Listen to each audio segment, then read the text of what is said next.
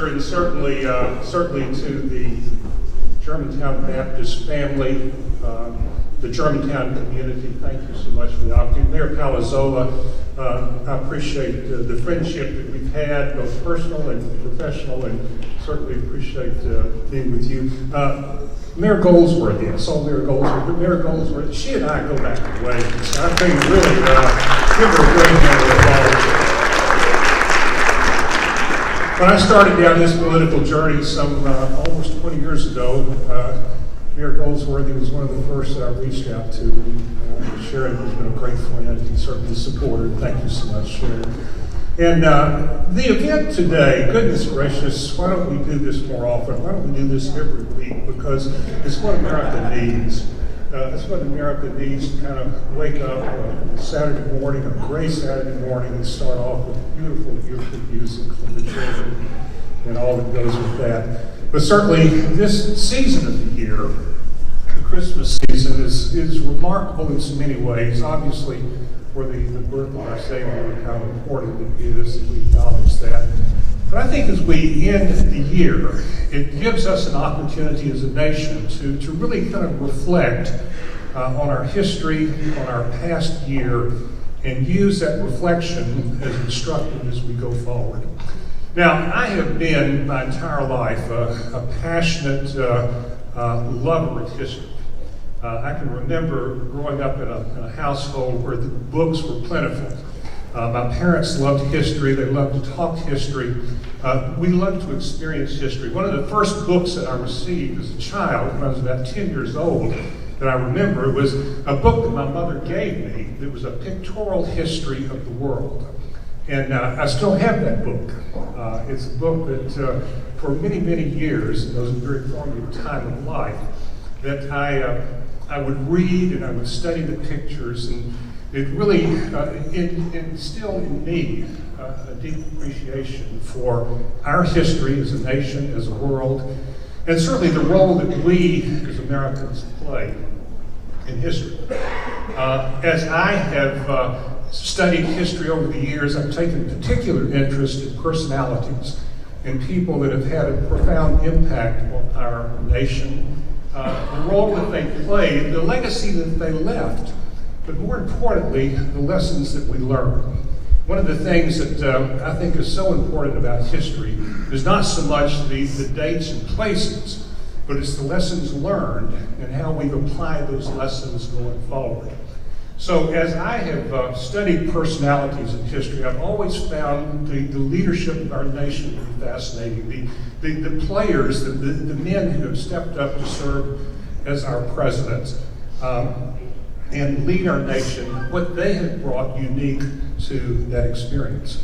So for a few minutes here, I'd just like to highlight a few of some of those characteristics of some of those leaders that I think have really molded our nation to what it is today.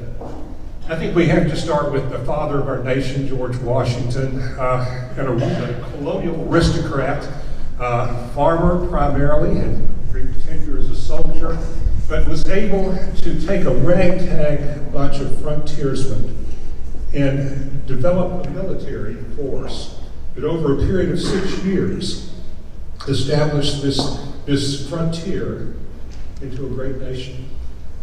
And his reward for that was to be anointed as the king. And George Washington adamantly and steadfastly refused that particular honor. He did accept the presidency as the first president, and then himself limited himself to 2 terms. And I think just those 2 gestures on the part of Washington, who could have, with just the raising of a hand, been declared the monarch for life, chose instead to establish a standard that has remained in place to this day. And how much we owe him for that standard. He was an aristocrat. And along comes Andrew Jackson, who kind of broke that aristocratic mold and said, now government should be more than just the aristocracy of the landowners, but it must be the frontiersmen. It must be those people who venture out across the Appalachian Range and into the South and start to settle. They should have a voice in the conduct of our government. So we think of Andrew Jackson as being really the first populist president, one who reached out to include others. Fast forward to Abraham Lincoln.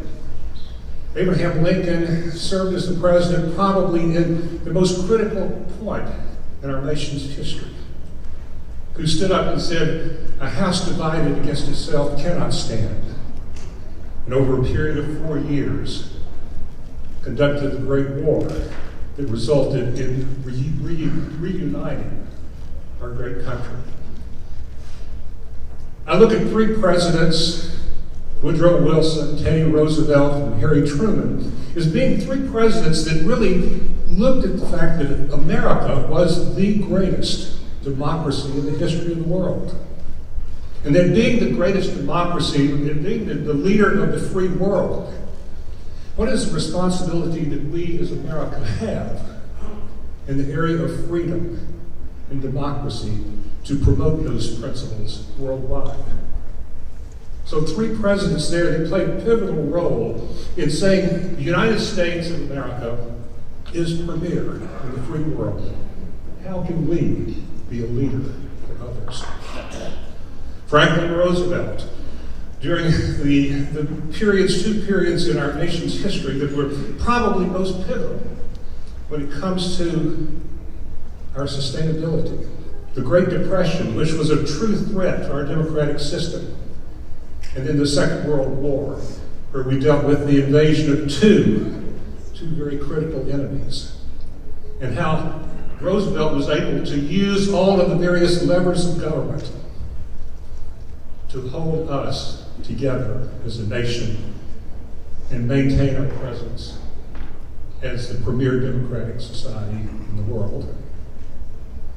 John Kennedy brought a youthful exuberance to Americans, who emphasized the importance of getting engaged, the younger generation being a part of the future, engagement and participation. And then I look at Ronald Reagan, that great smile, what Ronald Reagan brought to us in terms of optimism and hope in that city on the hill. And I look at the contributions of all of these people, and so many others, and I'm sure if you're a student of history, you can go through the same exercise that I have with other presidents and point out equally significant situations. But the one thread that runs so true through the presidencies of all of those people I've mentioned was their emphasis on the fact that it's through public engagement that we succeed. It's through public engagement that we raise a ragtag army. It's through public engagement that we include people in the democratic process. It's through public engagement that we sustain and save our union. It's through public engagement that we reach out to other democratic societies and have hope across America, across the world, and help them. It's through public engagement that we make the progress that we do. It's in that spirit of public engagement that I think we're challenged today. Because one of the concerns that I have in our society is the lack of public engagement that we have. How few people actually get engaged in the political process. We were fortunate this past election where we probably had one of the higher percentages of turnout that we've had in a political election. Yet even with that, less than half of our eligible voters participated. Folks, think about that. How many people, or how few people, I should say, are determining our future for the majority of us? So I think the call that we have and where we do reflect at the end of this year is what is our role? What is our role going forward? How do we become that great leader across the world? And what do we take away from the experiences of our past? Pastor Fowler mentioned the importance of civility.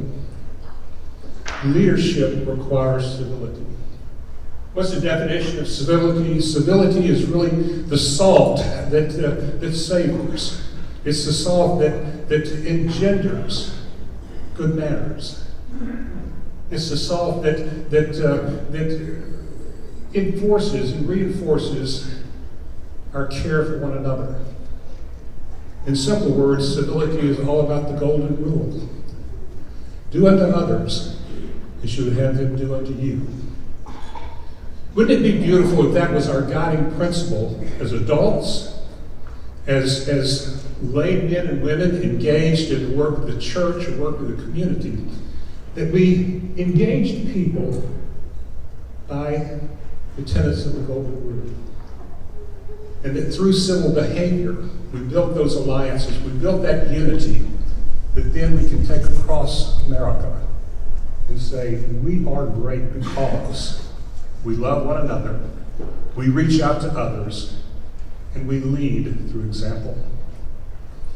I think we end this year,